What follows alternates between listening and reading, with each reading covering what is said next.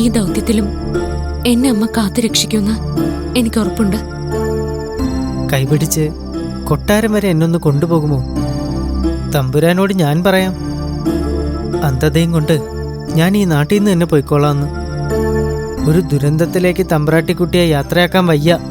ശരി, പോകാം. പക്ഷെ അങ്ങനെയാണെങ്കിൽ ഒരു കാര്യം അങ്ങ് ഈ ക്ഷേത്രനടയിൽ വെച്ച് എന്നോട് പറയണം. എന്താണ്?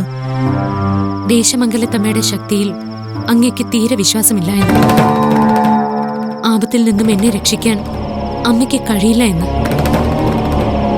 എന്താ, അങ്ങനെ പറയാൻ പറ്റുമോ? അതൊരിക്കലുമില്ല.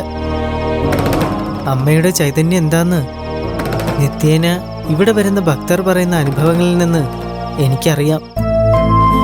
പിന്നെ സംശയിക്കുന്നത് എങ്ങനെയാണ്? അപ്പോൾ എന്റെ യാത്രയെ സംശയിക്കുന്നത് എങ്ങനെ? അങ്ങ് സമാധാനമായി ഉറങ്ങൂ. അങ്ങയുടെ ചികിത്സയ്ക്ക് വേണ്ടിയുള്ള വീരശൈവ പുഷ്പം ഞാൻ കൊണ്ടുവന്നിരിക്കും. ഇതെന്റെ കടമയാണ്.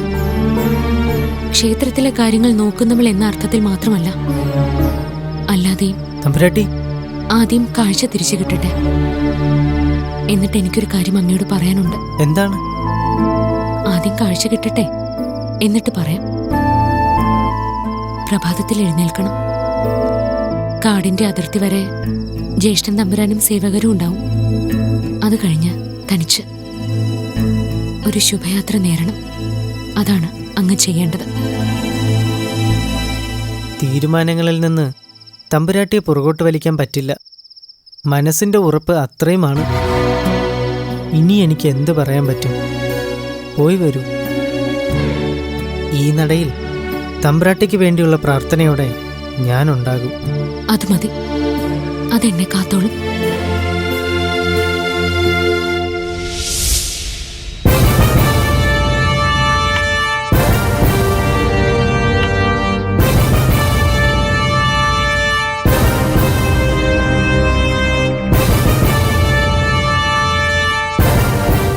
ജ്യേഷ്ഠൻ തമ്പുരാൻ, ഇനി അങ്ങ് തിരിച്ചു പോയിക്കോളൂ. ഇവിടെ നിന്ന് അങ്ങോട്ട് ഞാൻ തനിച്ചു മാത്രമേ പാടുള്ളൂ എന്നാണ് പറഞ്ഞിരിക്കുന്നത്. പഞ്ചമി, നാം ഇവിടെ തന്നെ കാത്തു നിൽക്കാം. നീ പോയി വന്നോളൂ. ഈ കൊടുങ്കാട്ടിലേക്ക് കയറുമ്പോൾ സകലതും ദേശമംഗലത്തമ്മയെ സമർപ്പിച്ചാണ് ഞാൻ പോകുന്നത്. ആപത്തുണ്ടാവില്ല ജ്യേഷ്ഠ. നിശ്ചയം. അങ്ങ് തിരിച്ചു പോയിക്കോളൂ. ഇത് ജീവിതത്തിൽ അനിവാര്യമായ ഒരു യാത്രയാണ്. തുണയായി ദേശമംഗലത്തമ്മയും പരമ്പൊരുളായ പരമശിവനും ഉണ്ട്. അങ്ങ് വേവലാതിപ്പെടാതിരിക്കൂ.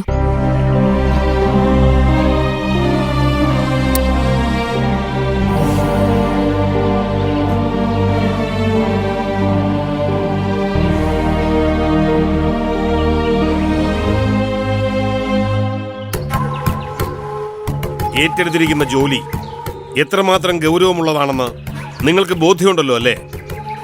ഉണ്ട് തമ്പുരാൻ.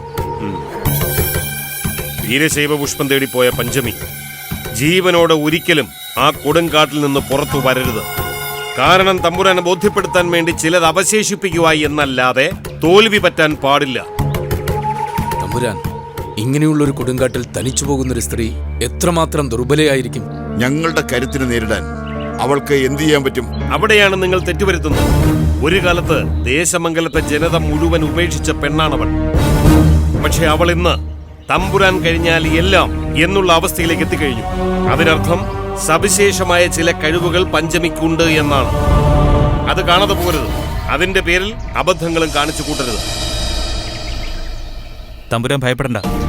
എത്രയും പെട്ടെന്ന് അവളുടെ മരണവാർത്ത ഈ കാതുകളിൽ ഞങ്ങൾ എത്തിച്ചിരിക്കും.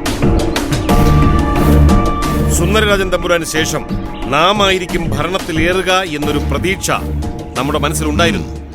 അതിനുവേണ്ടിയുള്ള നീക്കങ്ങൾ തുടങ്ങുകയും ചെയ്തിരുന്നു.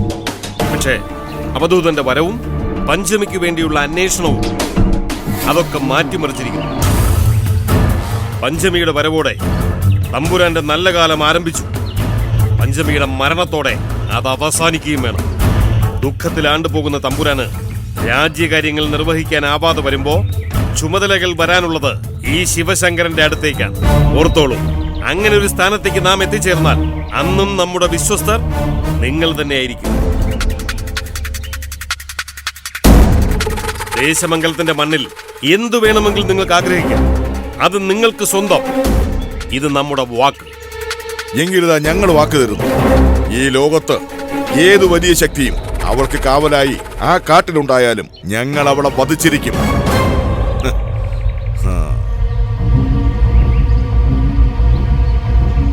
അങ്ങ് ദേശമംഗലത്തിന്റെ ഭരണസാരഥിയാകുമെങ്കിൽ അതിനേക്കാൾ വലുത് നമുക്ക് മറ്റെന്താണ്? എങ്കിൽ ശരി, യാത്രയായിക്കൊള്ളൂ. ദേശമംഗലത്ത് ഒരു പുതിയ യുഗം തുടങ്ങട്ടെ.